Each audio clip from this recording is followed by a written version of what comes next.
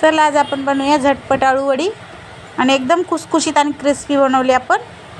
तर नमस्कार सर्वांना, सविता किचनमध्ये आपल्या सर्वांचं खूप खूप स्वागत आहे। आळू वडी बनवण्यासाठी मी इथे बघा बारीक बारीक असे 10 पाने घेतले आणि याला स्वच्छ धुवून घेतले। याची पाठीमागची ना हे दांडी काढून घेतली आणि काळे दांडेवाले जे असतात ना आळूचे पानं तेच घ्यायचे हमेशा, त्याने घशात खो होत नाही। आता हे पानं आपण साईडला ठेवूया। आता इकडे आपण 1 कप बेसन पीठ घेतले, याच्यामध्ये टाकू आपलं चवीप्रमाणे मीठ, 1 चम्मच मी इथे लाल मिरची पावडर टाकली, हाफ चम्मच हळद, ओवा टाकायचा आहे 1 चम्मच नाही आहे, अर्धा चम्मच आहे। त्यानंतर आपण इथे चिंच आणि गुळाचं बघा पाणी करून घेतलंय ते टाकायचं आहे। आता चिंच गुळाचं पाणी आपण याच्यात टाकलंय। आता पहिले मिक्स करून घेऊ आणि त्यानंतर पाणी लागलं तर साधं पाणी टाकू आपण। व्यवस्थित मी मिक्स करून घेते पहिलं।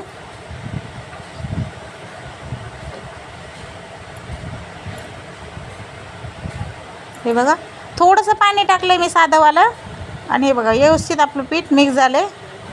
आता इकडे आपण एक असं पान घ्यायचं आणि याला बेसन पीठ लावून घ्यायचं।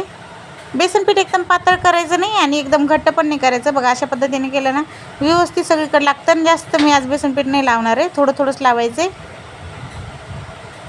पूर्ण पानाला असं व्यवस्थित लागलं पाहिजे।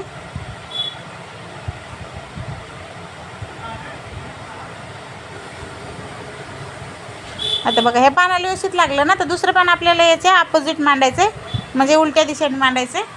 त्याचं जिकडं तोंड आहे तिकडं त्याचं आपल्याला हे करायचं बघा असं पद्धतीने। असे एकावर एक ठेवून आपण 5 पानाला लावणार आहोत।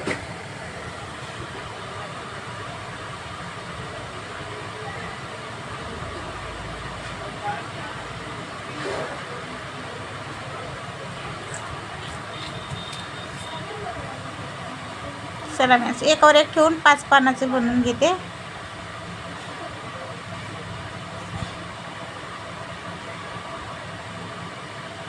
पाच पानं आपण एकावर एक ठेवलेत बघा। आता याला फोल्ड करूया।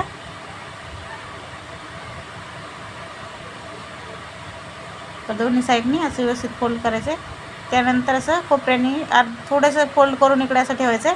त्यानंतर ह्या साईडने फोल्ड करून हे बघा असं व्यवस्थित फोल्ड करून घ्यायचं, म्हणजे याच्यावर रोल आपला एकदम छान असं झाला पाहिजे। आता हे खुलू नये म्हणून आपण याला थोडंसं ना बेसन पीठ लावूया असं, म्हणजे हे खुलणार नाही अशा पद्धतीने। आता याला साईडने पण थोडं थोडं आपण बेसन पीठ लावून घेऊया। आता रोल बनवून झाला आपला। इकडे मी चाळणी घेतली, चाळणीला ना आपण थोडंसं बघा असं तेल लावून घेतले। अशाच पद्धतीने आपला दुसरा रोल पण आपण बनवून घेऊया। आता आपण दोन्ही रोल बनवून घेतले होते, त्यानंतर इकडे गॅसवर मांडले। त्याचा कॅमेरा बंद पडला होता तर मी तुम्हाला हे गॅसवर ठेवताना दाखवू नाही शकले आणि हे थोडंसं बेसन टेक्स्चर होतं ते मी वरून असं लावले। तुम्हाला हवं असेल तर लावा, ते वेस्ट नाही जाऊ म्हणून मी लावले।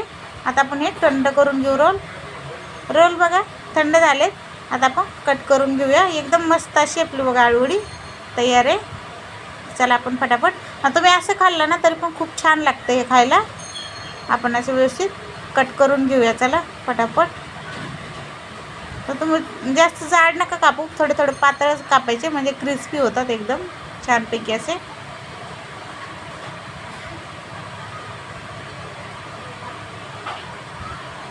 चला कट करून घेऊया फटाफट।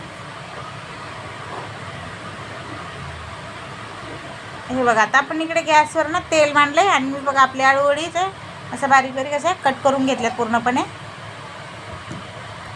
तेल व्यवस्थित कडक गरम होऊन द्यायचं। त्यानंतर आता आपण एक याच्यामध्ये टाकू, जास्त पण नका टाकू, म्हणजे याला हलवायला जागा राहू द्या आणि व्यवस्थित सगळ्या साईडनी फ्राय होते ना। त्यानंतर आता बघा आपण 3 ते 4 मिनटं याला छान आलटून पलटून फ्राय करून घेऊया। हे बघा कलर खूप छान आला। आपण 1 मिनिटभर अजून याला ठेवूया याच्यामध्ये तेलामध्ये।